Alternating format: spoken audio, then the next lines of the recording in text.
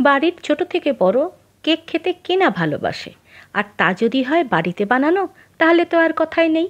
আটা ময়দা ছাড়া চালের গুঁড়ো দিয়ে একটি হেলদি অ্যান্ড টেস্টি কেকের রেসিপি আপনাদের সাথে আমি শেয়ার করব। এটি দেখে বোঝাই যাবে না যে এটা চালের গুঁড়ো দিয়ে তৈরি। দেখতে যেমন সুন্দর, খেতে কিন্তু অপূর্ব। নমস্কার বন্ধুরা, আমি তন্দ্রা।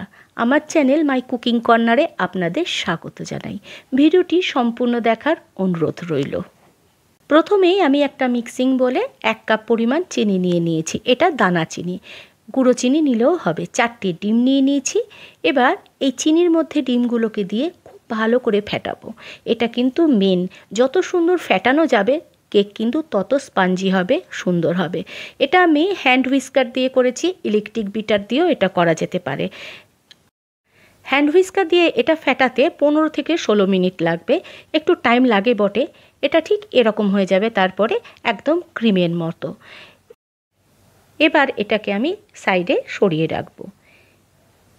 এরপর বাদ বাকি উপকরণগুলো যেগুলো নিয়েছি সেটা হলো 1 কাপ নিয়েছি চালের গুঁড়ো, এটা আতপ চালের গুঁড়ো।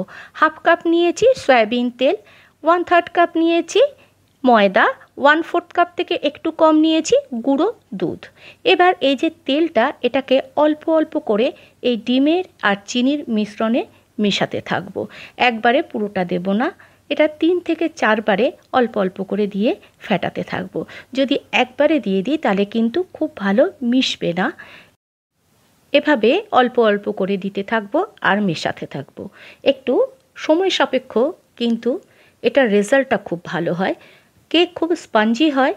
এটার টেক্সচার এবং টেস্ট এত ভালো হয় যে বাজার চলতি যে কোনো বড় ব্র্যান্ডের কেকের সাথে অনায়াসে কম্পেয়ার করা যেতে পারে।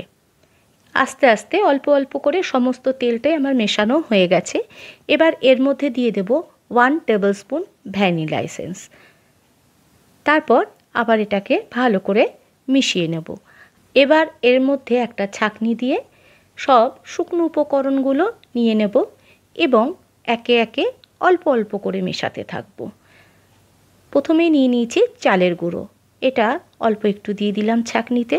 তারপরে দিয়ে দেব অল্প একটু ময়দা।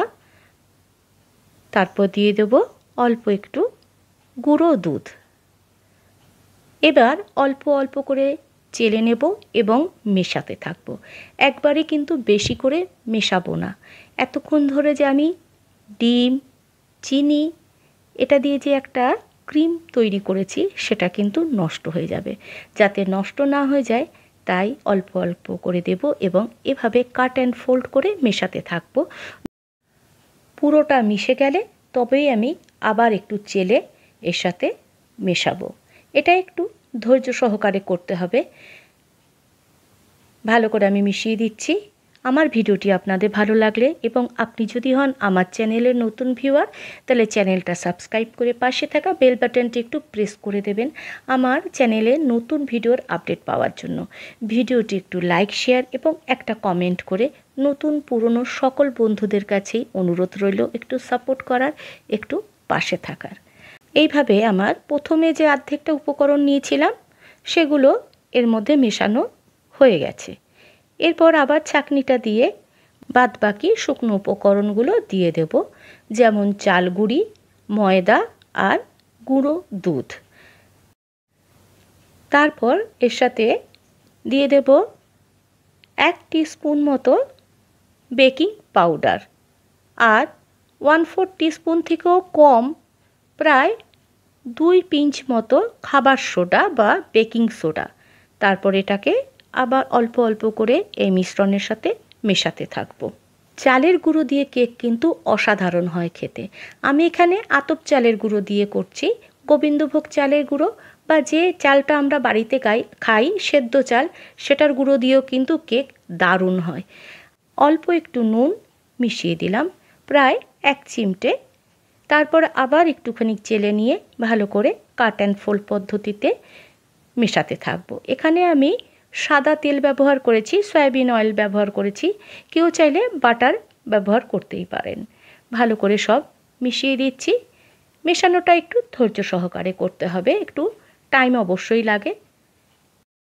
এইভাবে আস্তে আস্তে সব শুকনো উপকরণগুলো আমার মেশানো হয়ে গেছে।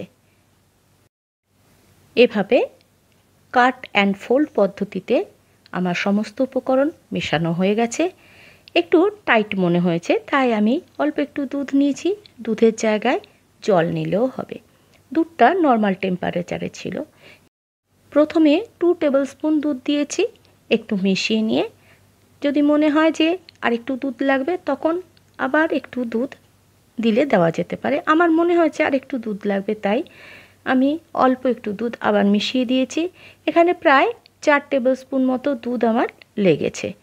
ভালো করে মিশিয়ে দিলাম। কেকের ব্যাটারটা একেবারে তৈরি, একদম পারফেক্ট হয়েছে। এবার একটা কেক টিন নিয়ে নিয়েছি। যে কোনো কেক টিন বা অ্যালুমিনিয়ামের বাটি নিলেও হবে। ভালো করে গ্রিস করে নিয়েছি। কেউ চাইলে এখানে বাটার পেপার লাগাতে পারেন। আমি তেল ব্রাশ করে নিয়ে অল্প একটু ময়দা দিয়ে ডাস্টিং করে নিয়েছি। এভাবে করলেও কিন্তু খুব সুন্দর কেক বেরিয়ে চলে আসে। ময়দার জায়গায় যদি আমি কর্নফ্লাওয়ার ইউজ করি তাহলে কিন্তু আরও ভালো হয়। আমার কেক টিন তৈরি। দিয়ে দিচ্ছি কেকের ব্যাটারটা। এখানে আমি হাফ মতো কেকের ব্যাটার দিয়েছি। এবার একটু ট্যাপ করে দেব। তারপর একটা টুথপিক দিয়ে উপরের বড় বাবলসগুলো ভেঙে দেব। ওদিকে আমি একটা কড়া বসিয়ে দিয়েছি প্রিহিট করার জন্য। আবার একটু ট্যাপ করে দিয়ে বসিয়ে দেব কড়ার মধ্যে। কড়াতে একটা স্ট্যান্ড দিয়ে নিয়েছি। সাবধানে একটু বসিয়ে দিতে হবে, কারণ কড়াটা খুবই গরম।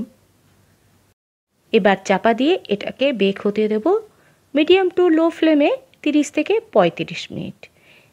এবার একটা অ্যালুমিনিয়ামের বাটি নিয়ে সেটাকে সেমভাবে ডাস্টিং করে নিয়েছি। এবার অর্ধেক যে ব্যাটারটা ছিল সেটাকে এর মধ্যে দিয়ে প্রিপেয়ার করে রাখছি। একই পদ্ধতিতে একটু ট্যাপ করে নিয়ে তারপরে টুথপিক দিয়ে বড় বাবলসগুলো ফাটিয়ে দিয়ে এটাকে রেখে দেব। এদিকে আমার কেকটা বেক করা হয়ে গেছে। কালারটা খুব সুন্দর এসছে। এবার একটা টুথপিক দিয়ে দেখে নিচ্ছি ঠিকঠাক হয়েছে কিনা। টুথপিকটা ক্লিয়ার বেরিয়ে এসছে, তার মানে আমার কেক রেডি। এটাকে এবার তুলে নিয়ে ঠান্ডা হতে দেব।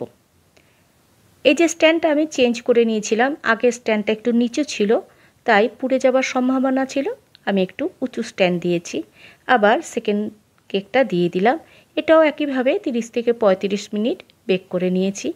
ফার্স্টের কেকটা আমার ঠান্ডা হয়ে গেছে। এটাকে এবার ডিমোল্ড করে দেখাচ্ছি। চারিদিকটা একটু ছাড়িয়ে নিচ্ছি ছুরির সাহায্যে আস্তে আস্তে। তারপর একটা প্লেটে উল্টে দিয়ে ট্যাপ করে নিলাম। একদম পরিষ্কার বেরিয়ে এসছে। এবার দেখাচ্ছি কতটা স্পঞ্জি হয়েছে। যথেষ্ট পরিমাণে ফুলেছে সেটা আমি দেখিয়ে দিলাম। এবার ছুরি দিয়ে একটু কেটে দেখাচ্ছি। কাটা দেখেই বোঝা যাচ্ছে কতটা স্মুথ হয়েছে। টেক্সচারটা দেখুন, দারুণ হয়েছে, খুবই নরম এবং স্পঞ্জি। এবার আমি পিস পিস করে কেটে নিচ্ছি। এটা দেখে কেউ বলতেই পারবে না যে এটা একদম নর্মালভাবে বাড়িতে তৈরি করা। আর চালের কেক তো কেউ খেয়ে বুঝতেই পারবে না। খেতে দারুণ টেস্টি হয়।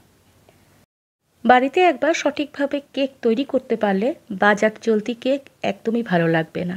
সর্বোপরি এই কেকের মধ্যে কোনো প্রিজারভেটিভ থাকে না, প্রিজারভেটিভের গন্ধ থাকে না। এবার আমি গোল কেকটা একটু কেটে দেখাচ্ছি। কাটা দেখেই বোঝা যাচ্ছে এটাও খুব সুন্দর হয়েছে, স্মুথ হয়েছে। এবার আমি ভেতরের স্ট্রাকচারটা দেখাচ্ছি। কতটা সুন্দর হয়েছে, খুব নরম তুলতুলে, মুখে দিলে একদম মিলিয়ে যাবে। এই যে দেখুন, এবার আমি একটু প্লেটিং করে দিচ্ছি। এভাবে প্লেটিং করে দিলে কেউ বুঝতে পারবে না এটা বাজার থেকে বড় বড় কোম্পানির কেনা কেক না বাড়ির তৈরি। এভাবে বানিয়ে বাচ্চাদের স্কুলের টিফিন বক্সে ভরে দিন, বা নিজেরাই বসে যান বিকেলের চায়ের সাথে টা হিসেবে একটু আড্ডা দিতে। ভালো থাকবেন, সুস্থ থাকবেন, একটু সাপোর্ট করবেন। ধন্যবাদ।